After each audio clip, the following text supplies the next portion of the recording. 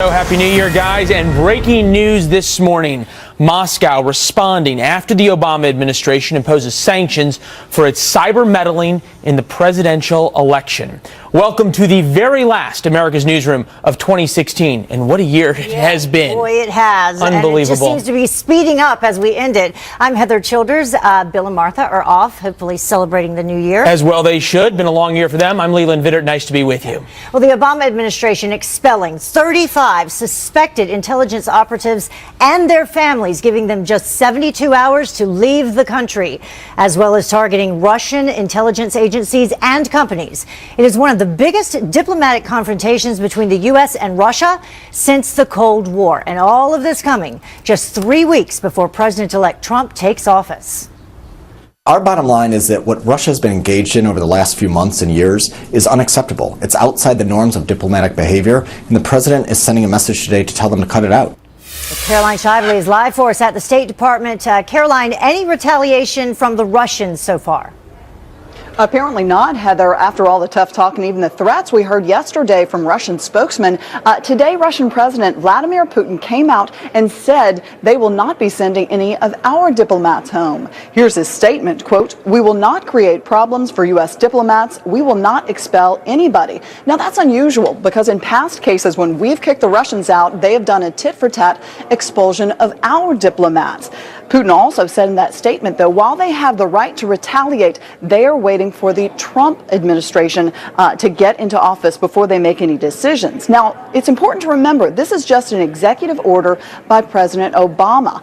Mr. Trump, as soon as he walks in the door on January 20th, he could roll it back, he could soften it, he could change it any way he wants. And that apparently is what the Russians are hoping for, at least. Here's his spokesman, Putin spokesman, Dmitry Peskov, saying, quote, "We think that such steps of the U.S. administration that has 3 weeks left to work are aimed at two things: to further harm Russian-American ties, where it's at a low point as it is, as well as obviously deal a blow to the foreign policy plans of the incoming administration of the president-elect." Heather? It's interesting because the Russian Foreign Ministry, we reported this morning, had actually recommended that they expel the U.S. diplomats from Russia. So he's going the opposite direction. What is next for the U.S.? What's the next step for us? Well, the State Department, as of noon, has told Russia there are two compounds that are going to be off limits for them. There was a compound in Long Island as well as one near us here in Maryland. U.S. officials believe that was used for intelligence gathering. Also, the 35 diplomats and their families have until Sunday to get out of here. The Trump administration doesn't seem impressed with these actions. It is unprecedented for us to expel as a nation that many operatives over such a short period of time. But at the same time, the GRU, where these operatives are, they don't really travel here. They don't keep their assets here. So one wonders, what the teeth of the sanctions really are. Mr. Trump says he will meet with U.S. intelligence officials about this topic next week. Heather? All right. Caroline Shively, what a way to begin the year. Thank you so much. You bet. More on this. Alex Pappas, editor of Breaking News at the Washington Examiner. Alex, fair to say this is breaking news as it's happening, just getting some statements in from the Russians. We'll get to that in a minute. Headline, though, the Russians are not doing anything really in retaliation. Cold War tit for tat, they would normally kick our people out. What do you make of this? Is this sort of the Russians saying, okay, you caught us, our hand was in the cookie jar, fine, we'll take our punishment? Or is this them sort of trying to embarrass President Obama on the way out, as they've done with their tweets, and then sort of give President-elect Trump a leg up? Well, I think, like everybody, they're waiting to see what Donald Trump actually says. I mean, in his statement last night, Donald Trump said he wants to move on to bigger and better things, though he did say that next week he's going to meet with some of these intelligence officials. So everyone here in the United States, and then I think Russia also wants to see what exactly is Trump going to do and say. Does he want to, would he actually reverse these sanctions? What's he actually going to say? And of course, Trump is in a pretty tough spot here. He's expressed no appetite for these sorts of things in recent weeks. And it's not just Obama, it's members of his own party that are going to be putting a lot of pressure on him. John McCain, Lindsey Graham, both say they want stronger sanctions. Lindsey Graham has even suggested that in these upcoming confirmation hearings that this is going to be a big issue for someone like Rex Tillerson, the nominee for Secretary of State, saying that if Rex Tillerson doesn't acknowledge Russia's roles in these cyber attacks, that he may not even vote for him. So then there's this question of would Rex Tillerson actually go out and say something different, a different position from Donald Trump in these confirmation hearings? So I think that all brings it back to this. What is Trump actually going to say? Well, what is Trump actually going to say because of the position Mr. Trump has been put in by President Obama, which brings us to this. Did the President of the United States, President Obama, suddenly decide after 8 years that, oh, gee, Russia's a clear and present danger, they hack us all the time, therefore now in the last couple of weeks we should retaliate because I'm going to be the commander-in-chief and I've seen the light now? Or is this sort of a political move, if you will, against Donald Trump in a parting shot? It could be a little bit of both. And I tell you what, it's also interesting because Donald Trump has been criticizing President Obama this week, saying that he's putting up roadblocks, making things a little bit more difficult for this transition. And you would imagine that this is exactly the sort of thing that Donald Trump is talking about. Well, it's certainly a distraction the first 100 days. The Russians, in part, putting out a statement just in the past couple of minutes, furthering what Caroline Shively reported. This from Vladimir Putin, saying, "We regret the recent unfriendly steps taken by the outgoing U.S. administration is provocative and aimed at further weakening the Russia-U.S. relationship. This runs contrary to the fundamental interests of both Russian and American people. Considering the global security responsibilities of Russia and the United States, this is also damaging to international relations as a whole." Now, that's the statement. Let's look at the tweet of what the Russians put out yesterday. This came from the Russian embassy in the United Kingdom. President Obama expels 35 diplomats in Cold War deja vu, as everybody and American people will be glad to see the last of this hapless administration and lame duck. You can't imagine that GIF was a accident. Yeah, and so obviously the Russians are saying right there they want to see what Donald Trump's going to do, and they think Donald Trump could be different from President Obama. I mean, it is interesting that that Trump does seem to be reticent here because he thinks it's an attack on his legitimate win as President of the United States. He thinks that if you acknowledge that Russia was doing these cyber attacks to try to hurt Hillary Clinton and help him, that means he didn't win. But I do think Trump could come out here and make an argument and say, I condemn cyber attacks, but at the same time point to something that came out in those emails that WikiLeaks put out that hurt Hillary Clinton, that made someone not vote for Hillary Clinton because of something they saw in that emails. I still have a hard time pointing to one specific thing in any of those emails that came out. Yes, it caused chaos. It hurt Debbie Wasserman Schultz at the DNC. It embarrassed Podesta. But what did it do to actually change the election? Well, to that point, and quickly here, though, it seems as though President Obama is essentially acknowledging that the Russians succeeded in doing what they've long done in other countries, which is try to undermine the democratic process to whatever end it may be.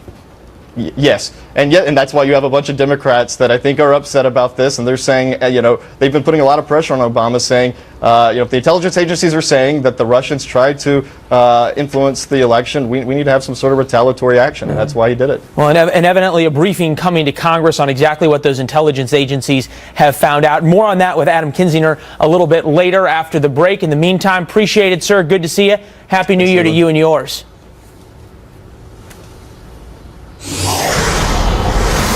Now to developing news from Syria, where the ceasefire appears to be holding. Russia and Turkey negotiated that truce, which took effect at midnight. Kitty Logan is live for us in London.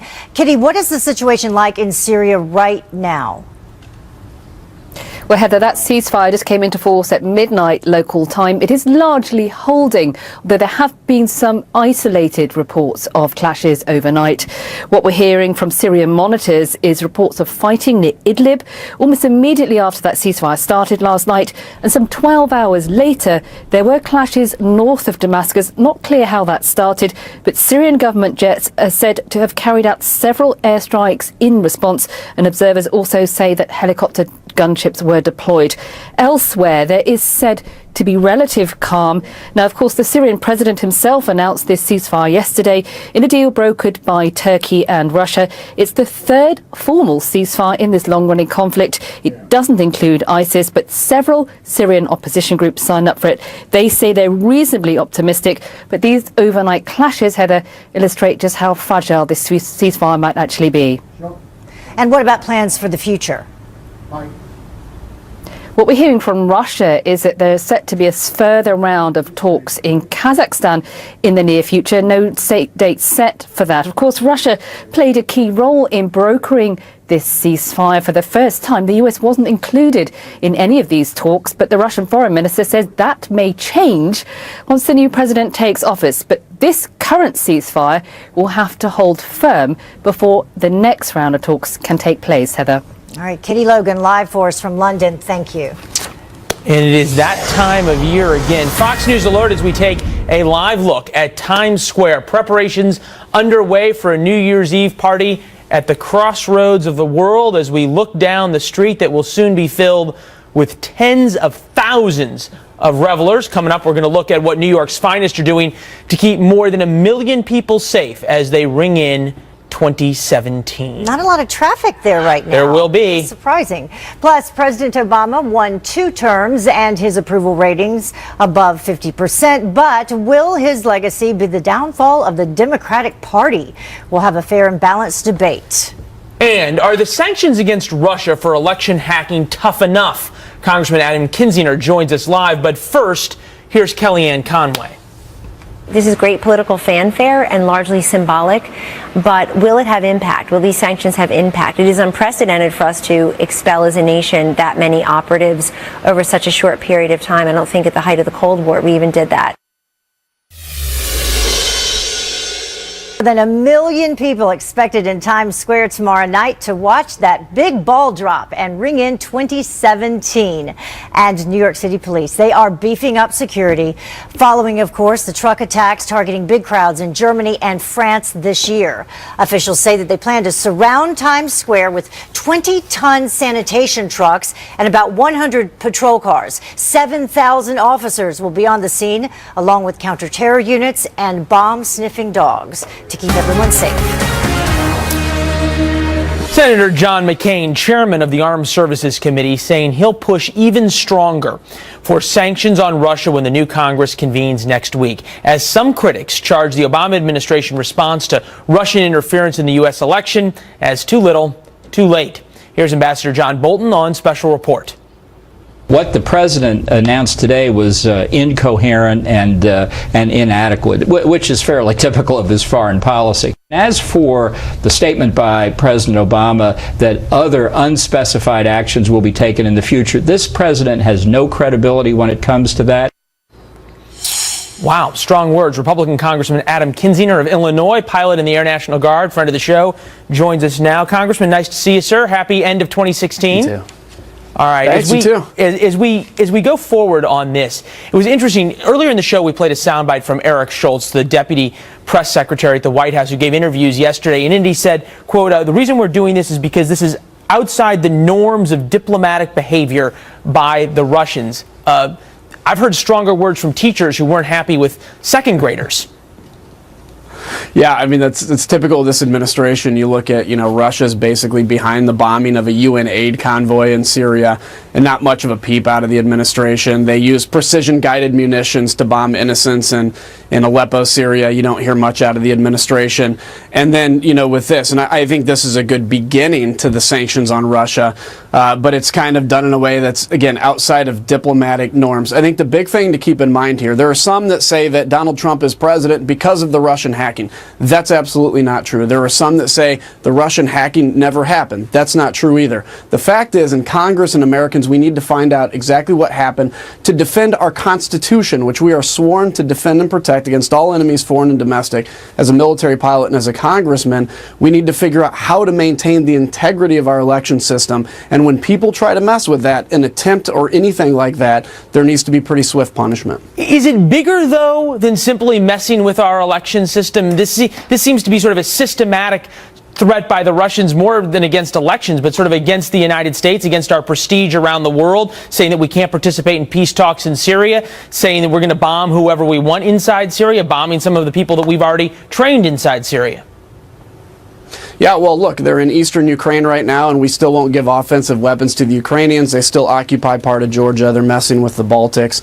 Yes, I mean, this is Russia advancing until they hit a real red line, not a fake red line, and they haven't hit that yet. So I think, the big thing to keep in mind is I personally don't think the Russians... a real red line, obviously we know that President Obama has drawn a lot of red lines, and they haven't met very much. President-elect Trump seems to be not really interested in drawing a red line with the Russians. He seems much more interested in making friends with them. Is that going to work?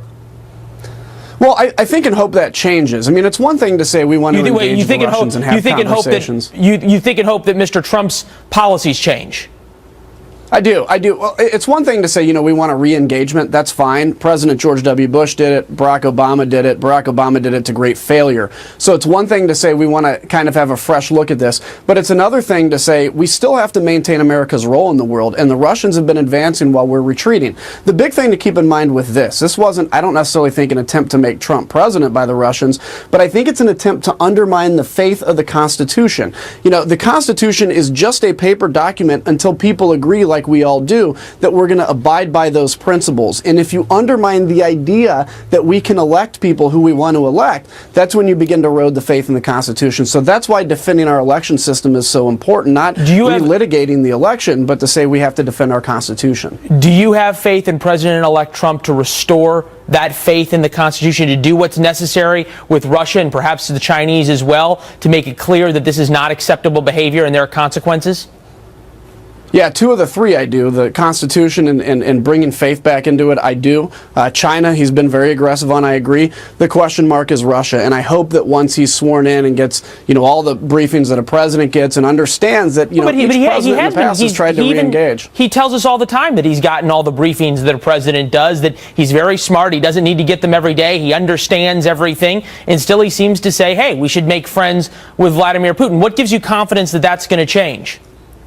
Well, I have hope. I guess I'm trying to be optimistic about it. Okay. I think if he continues down what he's saying, I think there's going to be trouble with fighting Congress on that. We understand. I've been in this job for 6 years, and all along we've seen the Russians advance and push America out of areas, kill innocent people and everything else. I'm hoping that changes. Again, it's okay to say we want to re-engage the Russians and have talks. That's great. But it's another thing entirely to say, hey, they're really our friends. They're really the great protector. That's not the case at all. And I hope some of his words change, but I think he's going to be a fantastic president on a lot of fronts. All right. Well, we'll have you come back and talk about not only that, but also the intelligence briefings that y'all are going to get in terms of exactly what this administration has on the Russian hacking. Congressman, Happy New Year to you and yours. Thanks for joining us. Good to see you, sir. You bet. You too. See you. Heather? Well, a ski trip turning tragic for one family. The accident that left a mother dead and her two young daughters injured. Plus, Republicans vowing a fast repeal of Obamacare in the new year. But what happens if there's nothing ready to replace it? If we don't get rid of Obamacare, it will destroy health care in North Carolina and all over the United States. It will be the end. I'm asking for your vote so we can replace Obamacare and save health care. A holiday ski trip turning tragic for a Texas family this Christmas week when a 40-year-old woman and her two daughters fell 20 feet from a chairlift at a small Colorado ski resort. The mother died. Her daughters, 9 and 12, were injured. It's unclear exactly what caused them to fall off the lift. You see the lift there. State regulators are now investigating.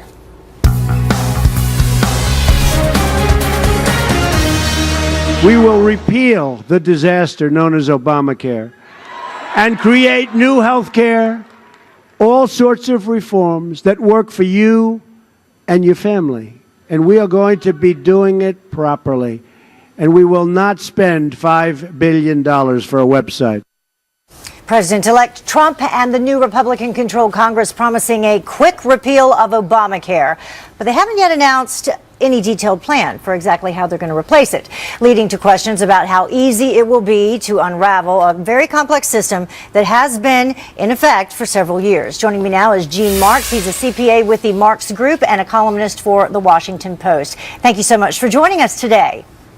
Hey, Heather. So we just heard the president-elect say, we're not going to spend $5 billion or what on a website, but do they know much beyond that as to what they're going to do?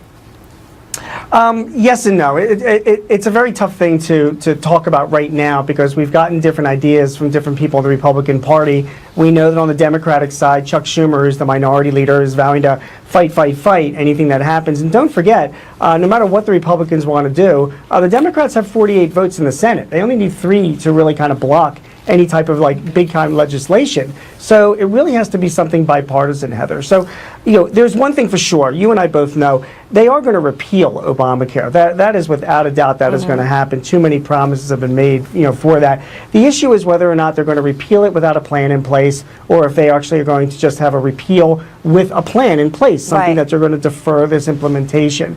My bet is they are going to do just that. I mean, they'll repeal it. But they're going to have some kind of plan in place to sort of implementation over a period of time.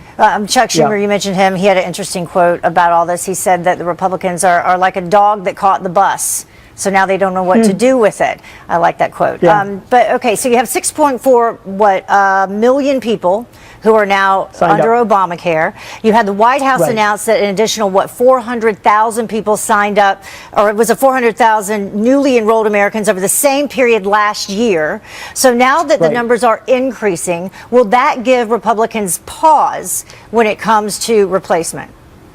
Yeah, and not only that, remember, the Kaiser Family Foundation, who follows all things healthcare, they just had a poll that came out after the election that showed that only 26% of Americans actually favored a repeal of Obamacare. So all of these factors are coming into play to give the Republicans, like you just said, a pause to figure out what they want to do. Here are some things that they definitely have some consensus on. So for you and I and our health insurance, for people that are trying to figure out how it's going to affect them, next year, whatever happens, pre-existing conditions, that's got bipartisan support that's going to remain. People that have pre-existing conditions are going to continue to get coverage.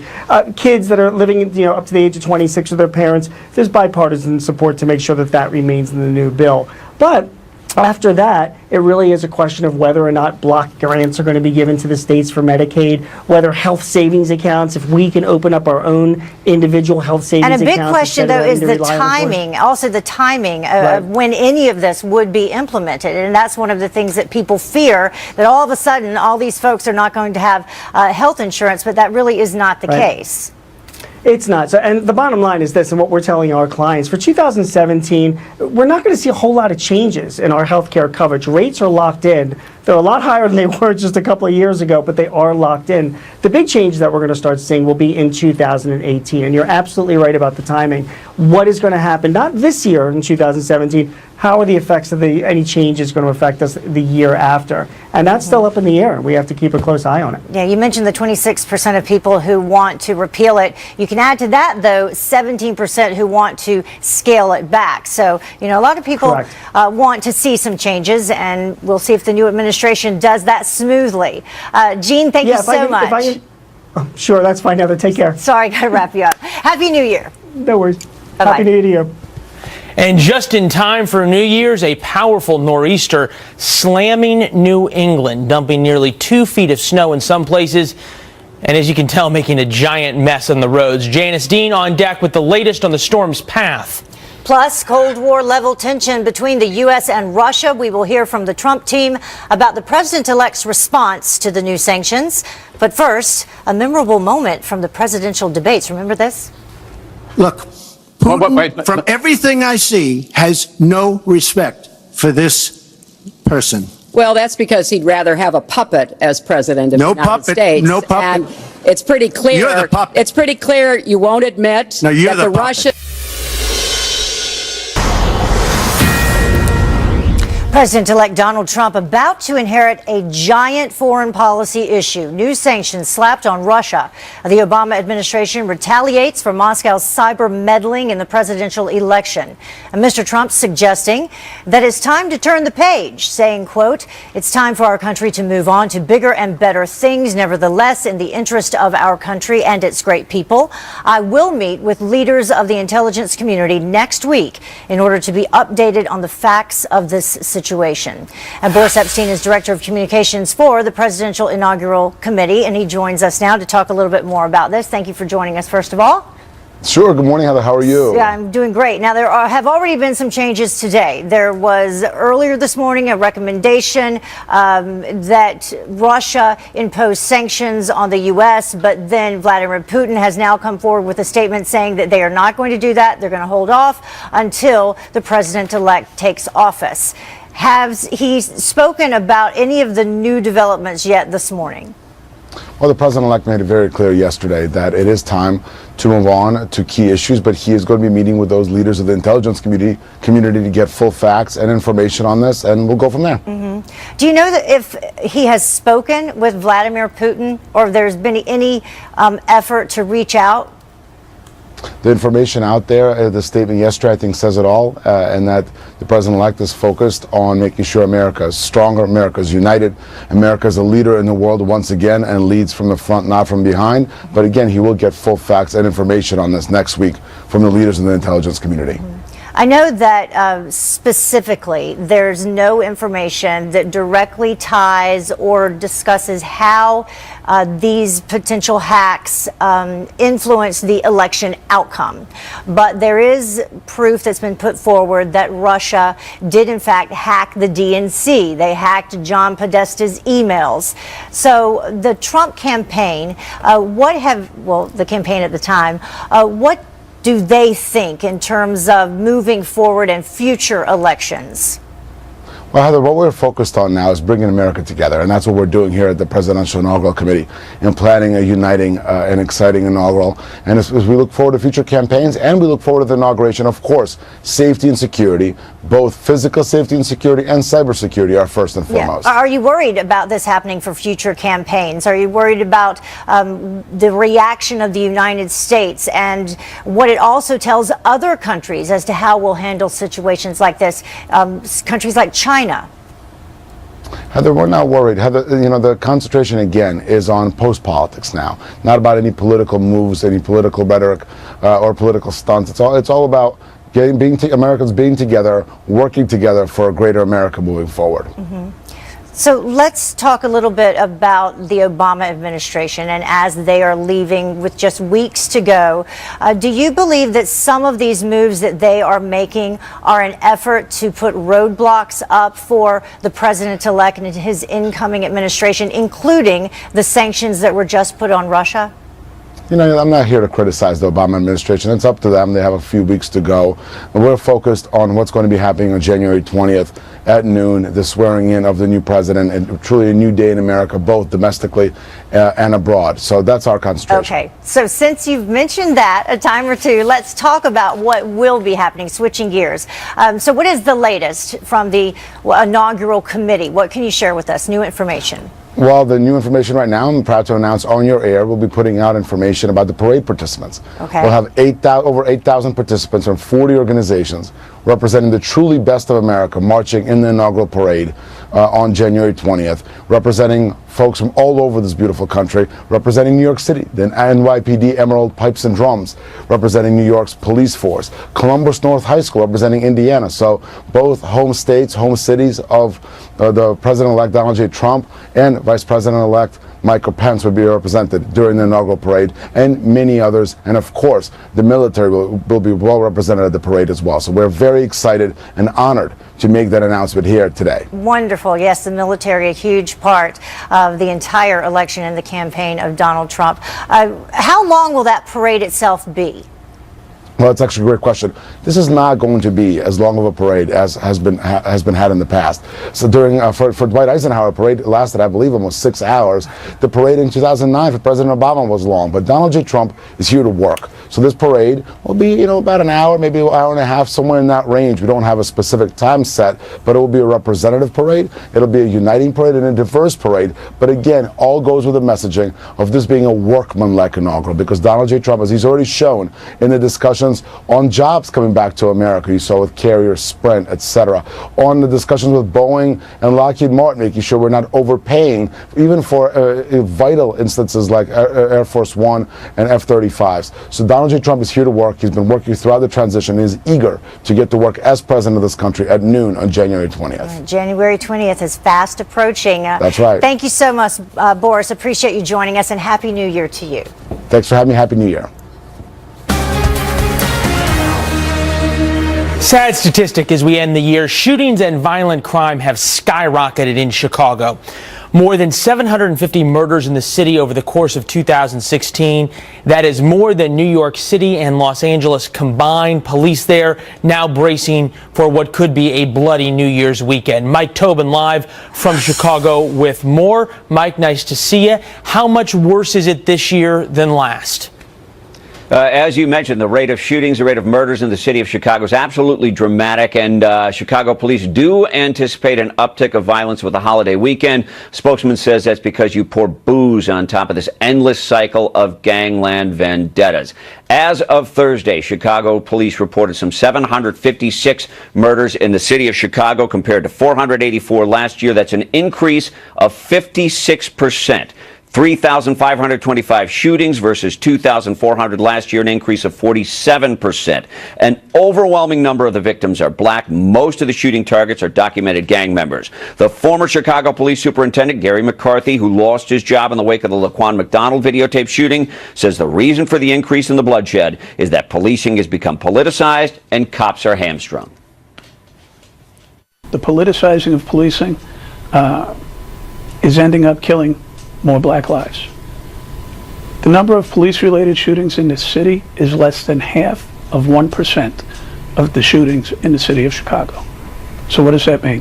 99.6% of the shootings are civilian on civilian, generally black on black. 80% African Americans are dying, and it's a 90% increase from 2 years ago.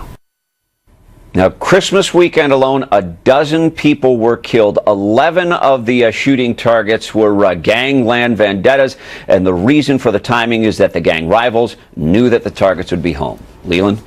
Unbelievable, Mike. Where is the outrage? Where are the demonstrators? We see them after police-involved shootings. They never seem to come out when there's 11 or 12 people shot over Christmas weekend. Well, they'll be out this weekend, and Father Michael Flager, a well-known activist from the bad areas of Chicago, is going to take the demonstration once again out of the troubled areas and take it to the glitz of Chicago's Magnificent Mile. They're supposed to haul some 700 caskets representing the people who have been killed in Chicago. I'm hoping first that we will be shamed by it and say, oh my God, this can't happen anymore. But then we will be shaken to do something. At least in the organizational stage, this demonstration is not supposed to be anti-cop. Father Flager, however, admits there's always a chance when you get a bunch of people that the message can get diluted. Leland? Yeah, we've seen that happen before in Chicago. Mike Tobin will be covering it all. Thanks, Mike. Stay safe this weekend. You got it. Heather? Thank you. President Obama facing criticism in his final weeks at the White House as critics argue that he did more harm than good to the Democratic Party. Our political panel joins us for a fair and balanced debate. Plus, an out-of-this-world addition to the 2016 mannequin craze. All right, challenge accepted. Wow. The jaw-dropping video. This is tough to do in zero gravity. Wow. You need astronauts to do that. Yeah, hashtag winning.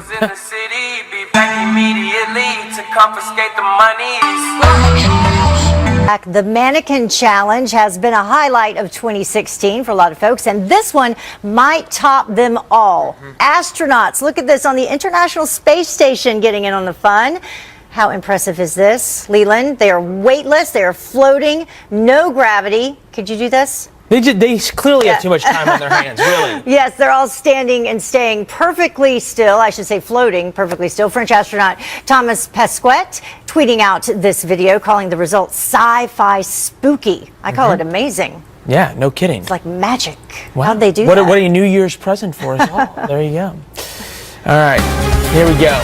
President Obama trying to solidify his legacy with just 3 weeks left in office. But some critics say he's leaving the Democratic Party in far worse condition than he found it 8 years ago.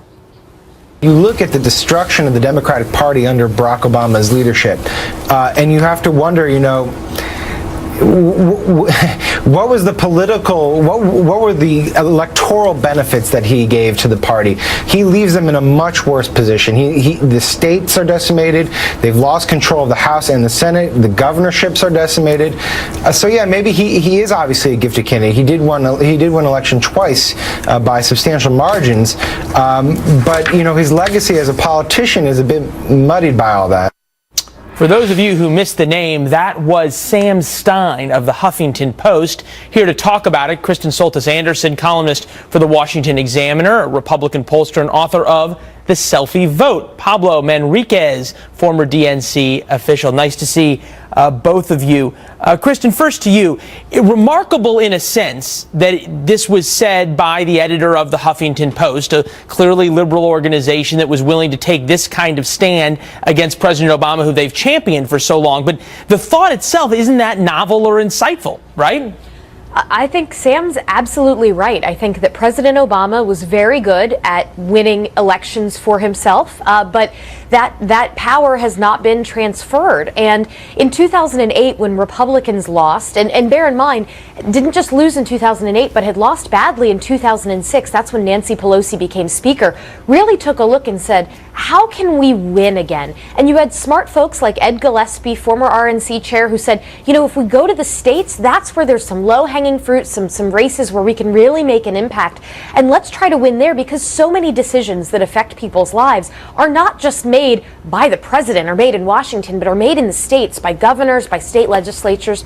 So Republicans made this very smart, strategic decision to focus on winning races elsewhere. Meanwhile, on the Democratic side, you had the Organizing for America organization, the Obama campaign's offshoot that I think sort of drew energy away from other Democratic groups. And so now you have a case where Republicans don't just have the White House and don't just have Congress, but now have state governments across the country where they are really making a difference and putting in place policies that are giving Democrats a lot of heartburn. Pablo, you got a lot of heartburn? Well, I mean, you know, you talk to the old timers around the DNC, and they'll tell you that Barack Obama actually only stopped by the DNC twice during the 8 years of his presidency. The first was immediately hold on. after He did a huge amount of fundraising, though. Well, the building itself, though, is sort of like a hub. It's the command center of the Democratic Party's electoral war machine.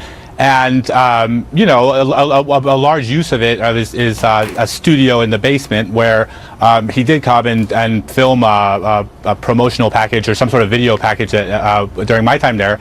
But, you know, overall, the studio is, you know, when we were there, was being held together by duct tape by a single technician who, you know, very dedicated in what he did, but it had fallen to disrepair since Terry McAuliffe had built it during the last Democratic loss to George W. Bush back in 2000. So the question I think that Democrats need to ask themselves is, what is the very question that Sam Stein asks is, what were the benefits of Barack Obama's presidency from an electoral? Well, I'll ask you those questions. Are there any, and how do the Democrats start to put their house back together again?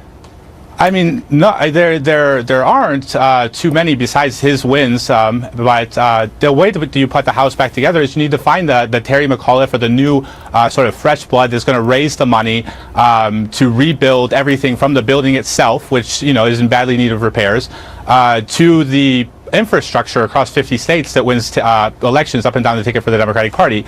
Right now, we're seeing an uninspiring squabble for the chairmanship that isn't including any sort of like innovative ideas or new faces. Like, I'm surprised that more people from places like Silicon Valley, where we have a strong base of Democratic Party support, aren't putting out you know, sort of executives or organizers who are going to bring a new way of thinking to the way that the Democratic Party does business. You know, because obviously it hasn't worked under Obama. We've lost 1,000 races, and if if the current trend continues, this will be a generational decline for us. Kristen, to that point, how do the Republicans pivot to take advantage of this? If you want to say spike the football or twist the knife, whatever the metaphor may be, but the facts remain the same. The Republicans don't have anybody to complain about anymore. You've got the majority of the state houses, majority of the governorships, you've got the House, you've got the Senate, and you've got the White House.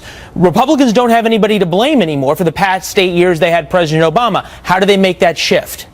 Well, I mean, they're going to have to show results. Bear in mind, though, by the way, that President Obama has been in the White House for 8 years, and that still has not stopped Democrats from blaming everything on President George W. Bush and what have you. So, you know, I don't doubt that there will be plenty of opportunities, in many cases very justified, if things are going wrong, to be able to point to the other side and say that they're why. But I do think that Republicans need to make sure that, given this incredible opportunity they have to advance conservative ideals, that they take that opportunity and that they really show results for it. People are less ideological, I think, than most political pundits and policymakers give them credit for. People just want to see their lives get better. Republicans are responsible for creating that outcome, or they're going to suffer in the next coming midterms. It was James Carville who said it's the economy, stupid. Oh, yeah. Kristen, Pablo, appreciate your time, guys. Thanks. Happy New Year. Thanks. All right. Thank Heather? you. First time in 15 years, Republicans controlling all that.